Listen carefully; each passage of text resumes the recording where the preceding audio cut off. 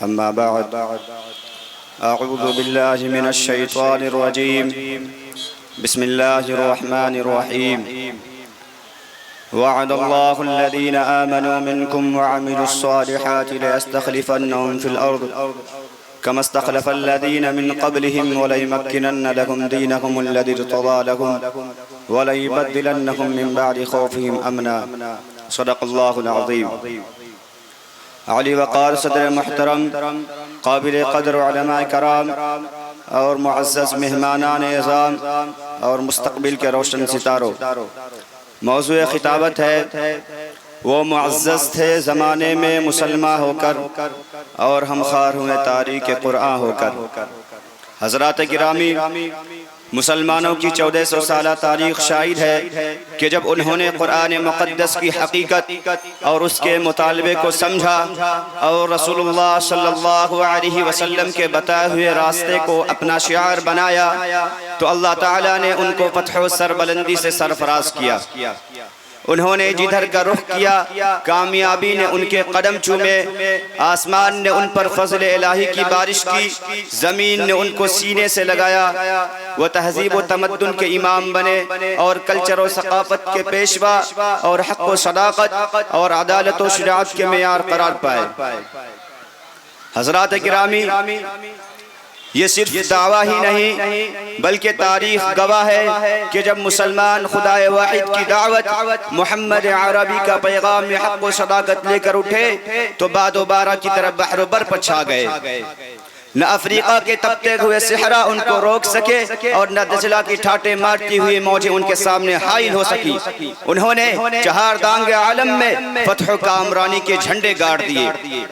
دشت تو دشت ہے دریا بھی نہ چھوڑے ہم نے، دشت تو دشت ہے دریا بھی نہ چھوڑے ہم نے، بحر ظلمات میں دوڑا دیے گھوڑے ہم نے۔ لیکن آج صورتحال یکسر بدل گئی ہے۔ ایک وہ زمانہ تھا جب باطل ہمارا نام سن کر تھرا اٹھتا تھا اور دشمنان اسلام کی صفوں میں کھلبلی مچ اٹھتی تھی، لیکن جب ہم نے احکام الہی اور پیغام محمدی سے روگردانی کی تو ہم پر ظلم و ستم کے پہاڑ توڑے جانے لگے۔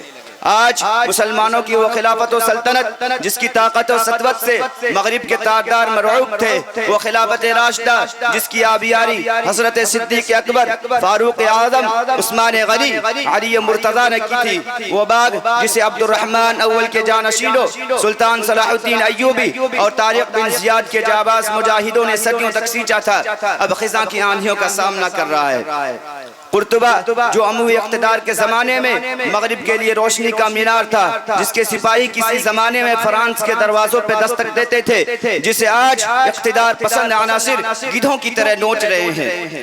شیروں کی کچھاریں گیدڑوں کی آماج گاہیں بن چکی ہیں، عقابوں کی نشیمن زاغوں کے تصرف میں آ چکے ہیں۔ مسجد اقصی نالا بلب ہے، فلسطین جل رہا ہے اور وہاں خاک و خون کے شعلے اٹھ رہے ہیں۔ ہندوستان کے حالات بھی ناگفتہ بھی ہو چکے ہیں، لیکن ہم ہیں کہ خواب غفلت سے بیدار نہیں ہوتے۔ گواہ دی ہم نے جو اسلاف سے میراث پائی تھی، گواہ دی ہم نے جو اسلاف سے میراث پائی تھی، ثریا سے زمین پر آسمان نے ہم کو دے مارا۔ شہدایان اسلام، اگر تمہارا ایمان، تمہارا یقین، تمہارا اعتماد اور تمہاری نظر خدا ذوالجلال پر ہے تو تمہیں دنیا کی کوئی طاقت غرقاب نہیں کر سکتی، تمہیں دنیا کی طرح تم خیز موجیں متزلزل نہیں کر سکتی۔ وَلَا تَهِنُوا وَلَا تَحْزَنُوا وَأَنْتُمُ الْأَعْلَوْنَ إِن كُنتُم مُؤْمِنِينَ۔ اگر آج بھی تمہارے اندر صدق صدیقی، عدل فاروقی، سخاوت عثمانی، شجاعت حیدری، ایثار حسنی، جرأت حسینی، جذبہ خالدی، روح بلالی، فراست حنفی، ہمت حنبلی، عزم سیدی، دعوت الیاسی اور پھر اعتماد اللہ، ایمان باللہ، ایمان بالرسول پیدا ہو جائے تو دنیا کی باطل طاقتیں اور زمانے کے نشے و فراز تمہارا کچھ بھی بگاڑ نہیں سکتے۔ اس لیے سبق پھر پڑھ صداقت کا، عدالت کا، شجاعت کا، لیا جائے گا تجھ سے کام دنیا کی امامت کا۔ وما علینا الا البلاغ۔